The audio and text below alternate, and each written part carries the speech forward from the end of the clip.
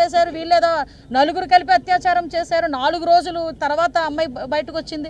ఎందుకండి అబద్ధాలు ఆడాల్సిన అవసరం? ఒక మైనారిటీకి సంబంధించిన ఒక బాలిక తాలూకా చావును కూడా రాజకీయం చేయడానికి చూస్తున్నారంటే వీళ్ళు ఏ రకంగా ఆలోచించాలో ఒకసారి అర్థం చేసుకోండి. నేను ఒకటే అడుగుతున్నా, నేను వచ్చేటప్పుడు 2-3 ప్రెస్ మీట్లు చూసా, జగన్మోహన్ రెడ్డి వస్తున్నాడు. అరే ఇప్పుడు నువ్వు ఏం రా అయ్యా, నువ్వు వద్దని చెప్పట్లేదు, రాజకీయం చేయమాక. నీ హయాంలో సుమారుగా కొన్ని వందల మందికి అత్యాచారాలు జరిగినాయి. నీ సొంత కాన్స్టిట్యున్సీ పులివెందుల కాన్స్టిట్యున్సీలోనే నాగమ్మ నా ఆవిడని చంపేస్తే, అతి క్రూరంగా చంపేస్తే మేమందరం వెళ్తే ఆ రోజు మా మీద అట్రాసిటీ కేసులు పెట్టావు. ఈ రోజు వరకు దాని అతిగతి లేదు. నీ సొంత నియోజకవర్గం, నువ్వు ఇంటున్న ఇంటి దగ్గరలోనే ఒక వెంకటరెడ్డి అనే ఒక అమ్మాయిని సామూహిక అత్యాచారం చేస్తే ఈ రోజు వరకు పట్టుకునే దాఖలాలు కనిపించలేదు 5 సంవత్సరాలు. నేను ఒకటే అడుగుతున్న జగన్మోహన్ రెడ్డిని, ఈ రోజు ఇక్కడికి రావటం మంచిదే, నువ్వు నిజంగా వచ్చి పరామర్శించి వెళ్తా అంటే నీ ఇష్టం, అది కాదని చెప్పట్లే. మరి ముఖ్యమంత్రి హయాంలో ఉండి ఇన్ని వేల మంది, ఇన్ని వందల మంది ఆడపిల్లలకు అత్యాచారాలు జరిగి హత్యలు జరిగినప్పుడు